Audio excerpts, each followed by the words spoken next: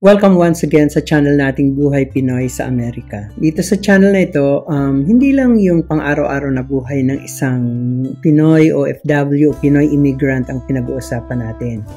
Ine-explore din natin kung anong meron ng Amerika. Ano nga ba meron ng Amerika? May mga interesting facts ang Amerika. Nakahanap ako dito ng about 20 na interesting facts. So, napakalaki ng Amerika. It's a land of vastness and variety. In fact, sa mga naunang videos ko, sinabi ko na ang Amerika very diverse. Ang population niya very diverse. Napakaraming tao dito ang immigrants actually from every part of the world. Galing ng Europe, Eastern Europe, Asia, from Africa, Latin America, at kung saan-saan pa. Maliban sa hamburgers, kasi di ba, ang mga Amerikano, they are known for their love for hamburgers. At maliban sa Hollywood, may mga iba pang surprising na bagay dito sa Amerika. Ito yung 20 interesting facts na yun. So, ang una, ang United States, wala pong official language. Pero ang English, ang most common language spoken. So, kung gusto mo mag-survive sa Amerika, aralin mo magsalita ng Ingles. Aralin mo magsulat sa Ingles. Aralin mo mag-isip sa Ingles. Kasi, yan ang main tool for survival mo. Pangalawa, di ba ang Amerika is known for its Liberty Bell?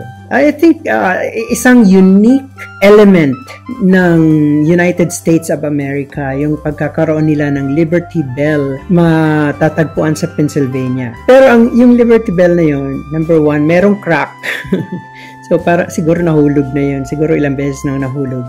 At meron din siyang misspelling. Yung word na Pennsylvania is actually misspelled as Pennsylvania. So, sasabihin niyo siguro, anong big deal doon? Ang big deal doon dahil akala may sense of ownership ang Pennsylvania doon sa Liberty Bell, and yet may misspelling. Saan kaya nanggaling yun? Nasaan kaya yung Pennsylvania na yun? Yung number 3, the United States is home to the world's first commercial chewing gum. So, baka isipin nyo, nung naman, bubblegum lang yan. Oo nga, pero in-introduce ang first commercial chewing gum sa Amerika. Noong 1869, si John B. Curtis, nagsimula siyang magbenta ng mga flavored toffee candy, which he called Yankee Doodle. Doon na nagsimula yung mga chewing gum. So, since then, nag-introduce na rin ang iba't ibang bansa ng mga chewing gum nila. At tayo, sa Pilipinas, marami rin tayong mga chewing gum na atin lang. I mean, yung angkop sa panlasa ng mga Pilipino. Yung number 4 is Alaska. Alaska is the largest state in the United States. Kung familiar po kayo sa geography ng Amerika, makikita nyo na ang Alaska, wala naman talaga siya sa mainland United States. Isa siyang, I would say, hindi siya island parang peninsula, isang malaking island na siya yung pinakamalaking state sa US, at yung the state of Rhode Island is also the smallest. So yung Alaska is about 2.7 times daw the size of Texas. Kung mga taga-Texas kayo, imagine niyo na ang Alaska is 2.7 times the size of your state. And yung Texas is second largest state lang yon. So kung makikita natin, malaki talaga yung Alaska. Number 5, the United States has the world's largest economy with a GDP of over $20 trillion. So malaki ang ekonomiya niya, at dahil malaki ang ekonomiya niya, mayaman siyang bansa. Can afford siya. That's why hanggang sa time ng recording na ito, maraming mga hati ang sentimiento ng mga Amerikano tungkol sa pagpapadala ng additional budget ng Amerika sa mga war-torn areas. For example, Israel, Ukraine, yung mga ganon. Number 6, there are more trees in the United States than there are people. So sasabihin niyo siguro, mabuti pa dyan sa Amerika. anong tawag dito, presko ang hangin. Hindi kasing init sa Pilipinas. Kasing init din po sa Pilipinas sa ibang lugar dito. For example, dun sa mga nasa Florida ngayon, dun sa mga nasa California ngayon, mga nasa Nevada, New Mexico, Colorado, yung mga magkakatabing states na yon, sila ang magsasabi sa inyo na napakainit din ng panahon nila. However, in many other states, medyo forested pa at saka presko nga ang hangin dahil siguro sa dami ng mga kahoy na available pa sa Amerika. There are an estimated 3 trillion trees in the United States. Imagine kung ganito rin tayo sa Pilipinas. Siguro marami pagkakataon na may iwasan natin ang baha at kung ano-ano pang mga environmental tragedies na nadadaan. Kung kung seryoso lang talaga ang mga government agencies natin mag-support sa reforestation. Naiisip ko nga, isipin na lang natin na ano na lang kaya kung every year ang mga batang nasa elementary and high school i-require natin na magtanom ng kahit isang puno. Isang seedling lang every year. Siguro magiging forested ang Pilipinas, magiging mas maganda ang buhay natin, hindi kasing init sa panahon ngayon o hindi kasing nakakatakot sa pagdating ng rainy at mga typhoon seasons. Number 7, the world's first successful heart transplant surgery was performed by Dr. Christian Barnard in Cape Town, South Africa in 1967. Pero yung first permanent successful heart transplant was performed by Dr. Norman Shumway at Stanford University Medical Center in California noong 1968. So, pang Guinness World Book pa rin yung record pagdating sa medical breakthrough. Number 8, the United States has sent 12 people to walk on the moon. Big deal ba to? Medyo naman kasi yung aerospace innovation, binibigyan talaga ng napakalaking budget yan ng United States.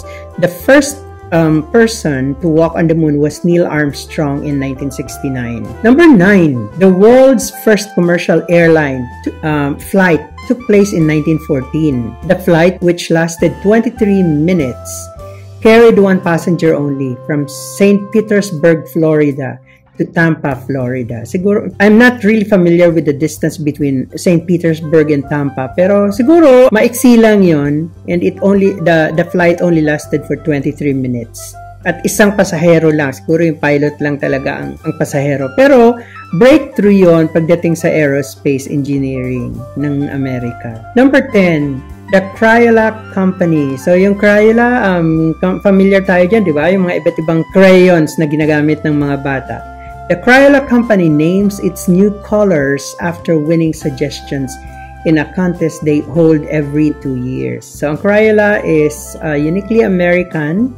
Sila ang nag-introduce nito. Ngayon, marami ng produkto na hindi na lang crayons ang Crayola. Nakakita nga ako ng hand sanitizer at saka hand soap nung time ng COVID. Sabi ko, ay grabe, inakyaw na ng Crayola Company ang mga produkto na related sa pagpasok sa eskwelahan ng mga bata. Number 11, the United States is the world's third most populous country with over 330 million people. So, most populous siya, pero po, kung titingnan nyo ang geography ng Amerika, makikita nyo na napakalaki ng Amerika at aalog-alog pa rin yung 330 million people na yun. Kaya punta na kayo dito. Number 12, the world's first commercial flight was a pressurized cabin from Wichita, Kansas to Cleveland, Ohio in 1936.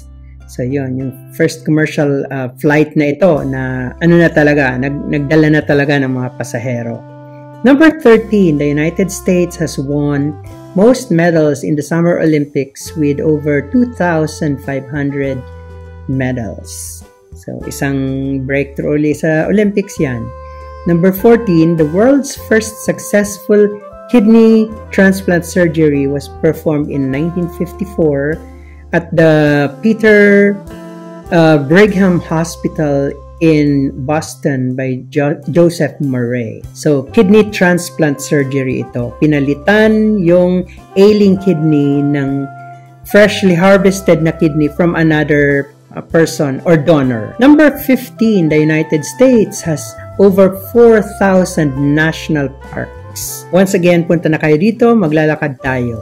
Napakaraming national parks at napakaraming pwedeng galugarin sa Amerika. Mag-i-enjoy ka kung mahilig ka sa sa mountaineering, sa hiking o sa kung ano-ano pa.